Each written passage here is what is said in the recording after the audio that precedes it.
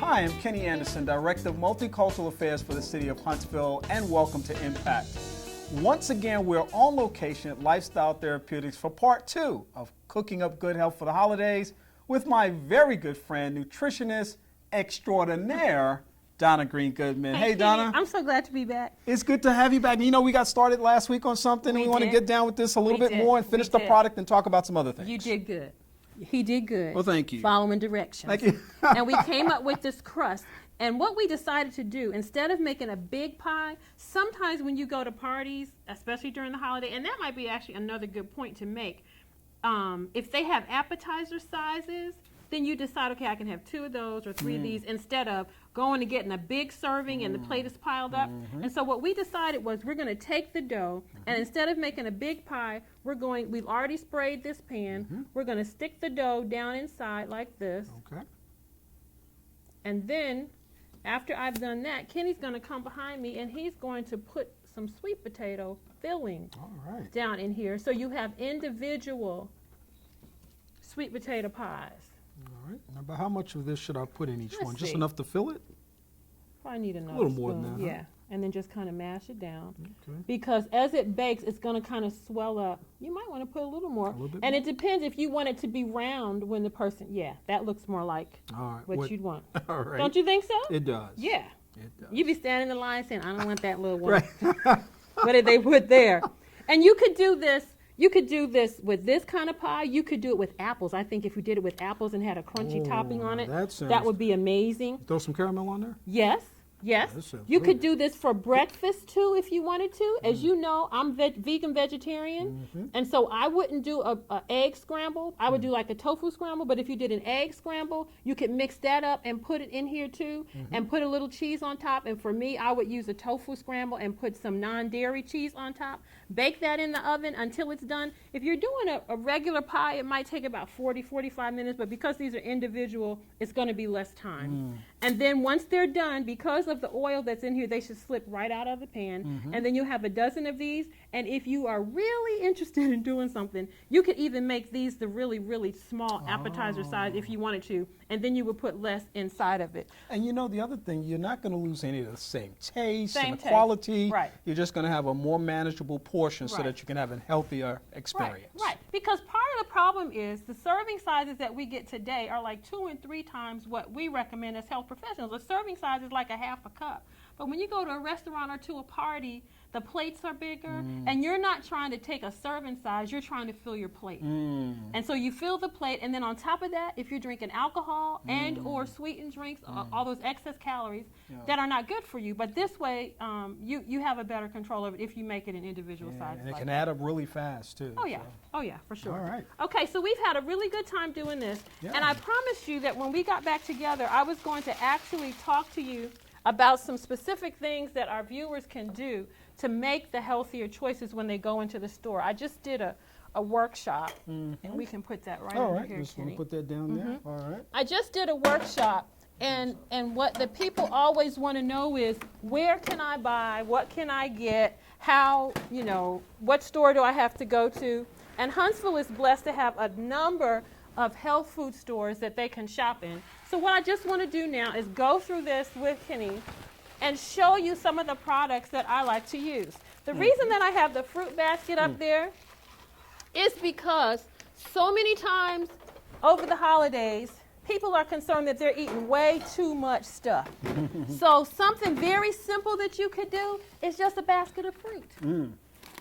For breakfast in the morning, especially if you have, with the position that you have, you are at everything. And over the holidays, everybody's going to have something. And it could be disastrous if I ate everything at everything I went to. So if in the morning you just went to your fruit basket and you pulled out a banana and some grapes and maybe an orange, if there was some pineapple, put that in the blender, add some juice or some soy milk to it. Or if you couldn't eat a good breakfast and later on in the day, okay, I'm going to this party here and that party there, have in your car some pieces of fruit from your bowl so that you know, okay, I'm getting this in. And the beauty of this is the fiber is high.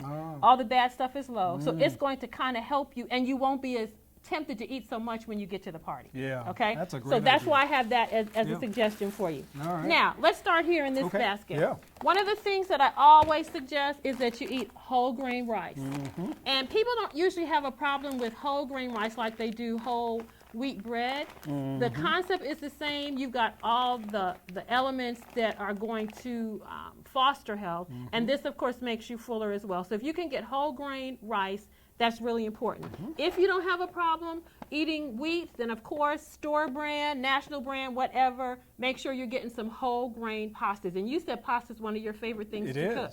And this is really easy. And one of the things that I tend to do now is I don't boil the pasta before I mix it in something. Mm-hmm. I'll stir onions and whatever I'm going to do, put the pasta in there, and then the sauce together so that it all cooks up together. Mm-hmm. And then the flavor actually goes through the pasta rather than boiling it in one and then mixing it. And then you have to keep adding stuff to flavor it. Wow. This way it cooks. It's a more integrated process. Absolutely. Well, answer this real quickly. Okay. Whole grain, whole wheat. You hear that question all the time. Which one's better?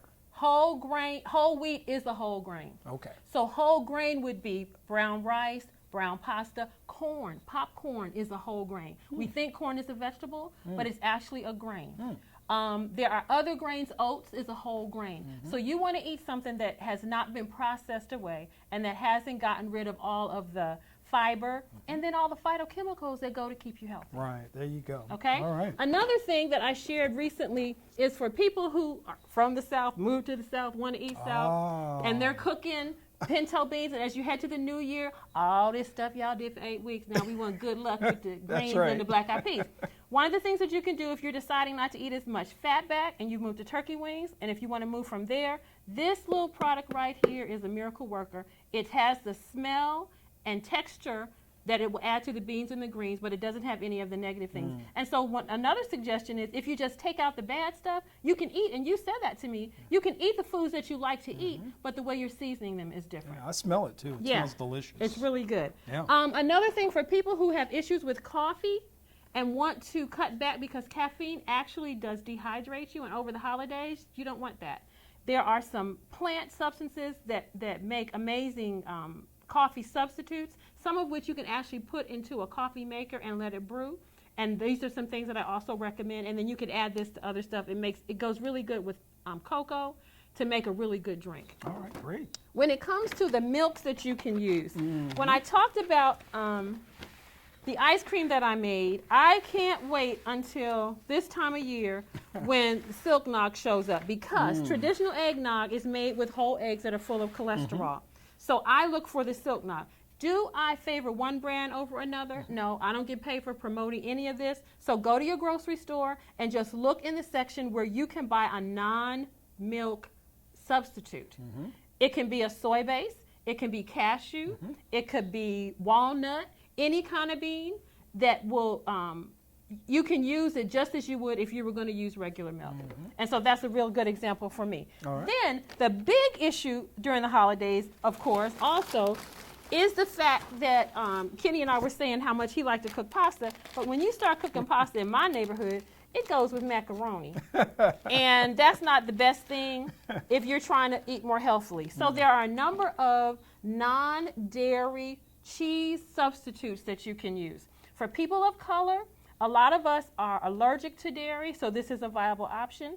And if you're trying to reduce the sodium in your diet, this is another way that you can do that. So you can find those in any grocery store. I know 20 years ago when I made these changes, I had to go to the health food store. And when I moved back to Huntsville, I didn't even shop in Huntsville. I would go back to Atlanta, maybe on a monthly basis, to one of our stores there, and I would shop for the month because I didn't have the access to what you have available now. But now you can go to any one of the health food stores that you have here in town, and you can access what you need. And there are more and more. And actually, some of these products are very good tasting products. Yes. Especially when they're in the right person's hands. Yeah, well, like yours. And if you have a family member who's not quite sure about it, go in the store and look at the different varieties, because some of them are a lot more like cheese than others.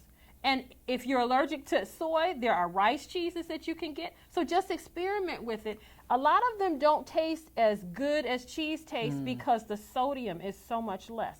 And so if you're going to add it to a dish, then you might want to put a little more salt in the final product. But you can make it pop. The reduced sodium is actually the good news for those that are really serious about their health. Absolutely. All right. Another thing is the soy sour cream and the soy cream cheese. And we use plenty of that during the holidays because you're making up all this Jell-O stuff and all that, and you need to put that in there. Then, of course, the sugars that we use start out, and I forgot to put this out here. It takes 6 feet of sugar cane to make 1 teaspoon of sugar.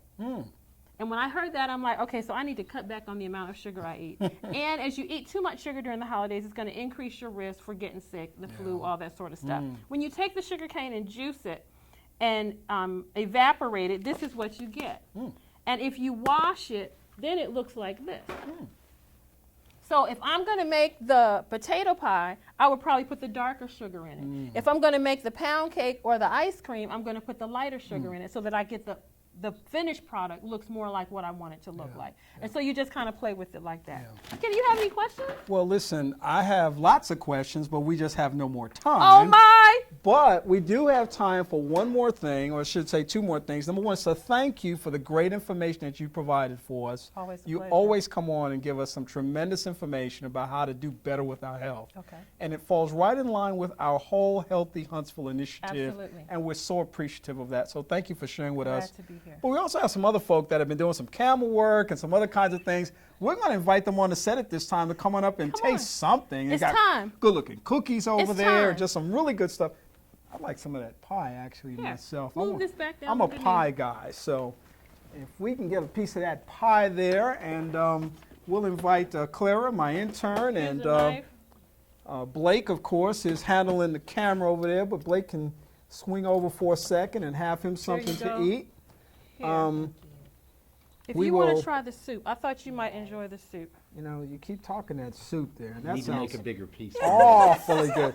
Well, we're gonna let you take your piece Everybody! and let you grab your piece. And I think one thing that we can all do is that we can probably look at everybody out there and say, hey, it's possible to eat healthier For the holiday. for the holidays. That's right. And we hope that you all have a very happy and safe holiday. For Impact, You get a second chance. you always get a second chance. For Impact, I'm Kenny Anderson. I hope you have a good day.